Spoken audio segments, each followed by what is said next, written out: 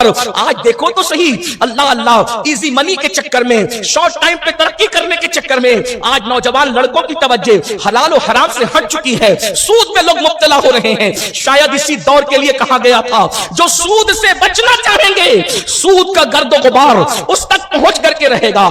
Cricket کھیلا جا رہا ہے تو سود کا چکر، گیمز کھیلے جا رہے ہیں تو سود کا چکر، حرام کاروبار کا چکر، اللہ اکبر، جوا کو پروموٹ کیا جا رہا ہے، سود کو پروموٹ کیا جا رہا ہے، مال کمانے کے چکر میں حلال و حرام کی تمیز ختم کر دی گئی ہے۔ لیکن قبر میں دفن ہونے والوں ایک دن قبر سے اٹھنا تو ضرور ہے، اللہ اکبر۔ اسی کے ساتھ ساتھ اللہ کے پیارے حبیب مصطفیٰ کریم رؤوف الرحیم صلی اللہ علیہ وآلہ وسلم ارشاد فرماتے ہیں پھر تیسرا گروہ اپنی قبر سے اٹھے گا، اور جب قبر سے اٹھے گا تو کیفیت کیا ہوگی؟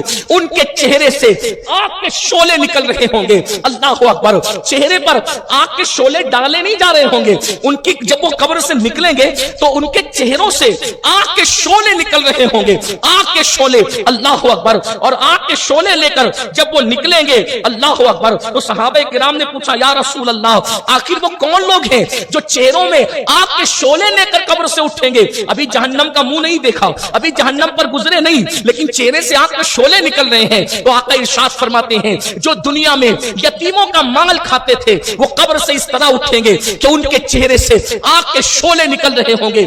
آج یہی ہوتا ہے، اگر اللہ اکبر جوان بھائی مر جائے اور وہ مال و دولت چھوڑ کے مرے تو کبھی چچا ہڑپ لیتا ہے، کبھی بڑے ابا ہڑپ لیتا ہے، کبھی اللہ اکبر دادا ہڑپ لیتا ہے، کبھی خالہ ہڑپ لیتی ہے، کبھی ماموں ہڑپ لیتا ہے۔ سن لو، یتیموں کا مال نہ کھاؤ، سب سے بڑا گناہ قرار دیا ہے مال کے اعتبار سے یتیموں کا مال کھانا۔ آج چھوٹے چھوٹے بچے یتیم ہو جاتے ہیں تو ان کا مال رشتہ دار ہڑپ کر جاتے ہیں۔ ایک مقام پر اللہ کے رسول صادق و مصدوق غیب داں نبی آخری نبی سید المعصومین مصطفیٰ جان رحمت صلی اللہ علیہ وآلہ وسلم فرماتے ہیں جو یتیم کا مال کھاتے ہیں وہ انگار جہنم کی اپنے پیٹ میں ڈالتے ہیں۔ میرے بھائیوں، یتیموں کو ان کا حق دے دو۔ یہاں ایک حدیث پاک یاد آتی ہے، فقی ابو اللہ سمرقندی رحمت اللہ علیہ ایک حدیث لکھتے ہیں، ذرا دل کے کانوں سے سنیں۔ میرے آقا علیہ الصلوۃ والتسلیم نے فرمایا جب یتیم روتا ہے تو اللہ کا عرش کانپ جاتا ہے، صرف یتیم کے رونے پہ عرش الہی کانپتا ہے۔ تو جب یتیم کی حق تلفی کی جاتی ہوگی اس وقت کیفیت کیا ہوتی ہوگی؟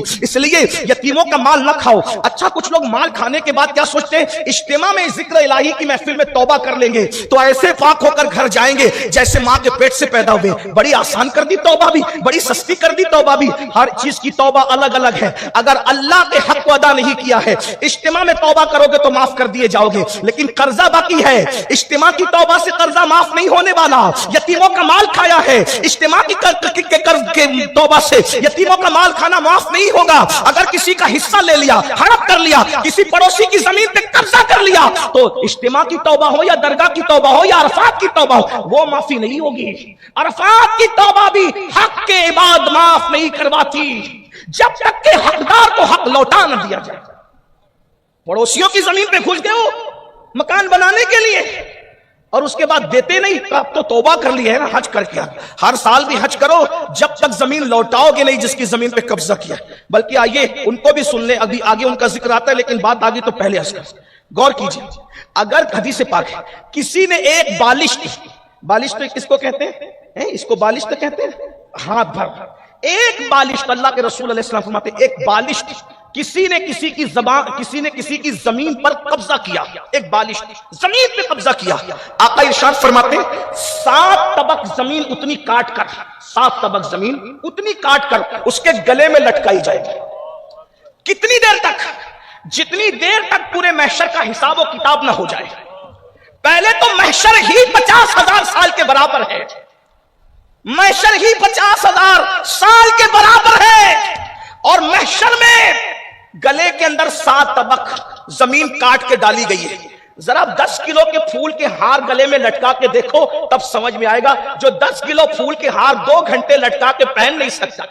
ہم لوگ نکاح میں جاتے ہیں تو دولہا لوگ کو دیکھتے تو قابل رحم ان کی حالت نظر آتی، قاضی اگر لیٹ ہو جائے یہ تو بیچارے وہ سہرے کا وزن برداشت نہیں کرتے۔ بھائیوں، شادی کی خوشی میں جبکہ پورا محلہ میزبان ہے، شامیانہ پورا میزبان ہے، دلہن انتظار کر رہی ہے، جب 5-10 کلو پھولوں کا وزن اپنے سر پہ برداشت نہیں کر سکتے تو قہار و جبار کا سامنا ہوگا اور 7 طبق زمین کاٹ کر کے گلے میں لٹکائی جائے گی۔ آج زمینوں پہ قبضہ کرنا بہت اچھا لگ رہا ہے، لیکن یہ دنیا ہے، اسی لیے کہا جا رہا ہے آخرت کی معرفت حاصل کر لو، قیامت میں کیا ہوگا وہ سن لو۔ اسی لیے تو غیب داں نبی نے محشر سے پہلے محشر کو بیان کر دیا ہے۔ اور پھر سنو، حیرت کی بات یہ ہے کہ کچھ ظالم ایسے ہیں ان حدیثوں کو بیان بھی کرتے ہیں اور پھر گلا پھاڑ پھاڑ کر کہتے بھی ہیں کہ نبی کو غیب کی کیا خبر۔ ظالم یہ غیب نہیں ہے تو پھر غیب کہتے کس کو؟ محشر ہونے والا ہے اور محشر سے پہلے محشر، شافعی محشر بیان کر رہے ہیں۔ ایک حدیث پاک اور یاد آ گئی یہاں، اگر کسی نے کسی کا جانور چھینا ہوگا، بیل چھینا، گائے چھینی، اور اسی طریقے سے اونٹ چھینا، گھوڑا چھینا، آقا علیہ السلام فرماتے ہیں قیامت کے دن وہ اس گھوڑے کو سر پہ لے کر کے کھڑا ہو 50,000 سال کا، اور وہ گھوڑا چلا بھی رہا ہو، یہ ایک گھوڑے کی بات ہے بھائیو، یہ اس دور کی بات ہے۔ اللہ کے رسول علیہ السلام نے اس دور میں یعنی جس سے جو چیز چھینی ہے اس کو سر پہ رکھ کے لانا پڑے گا۔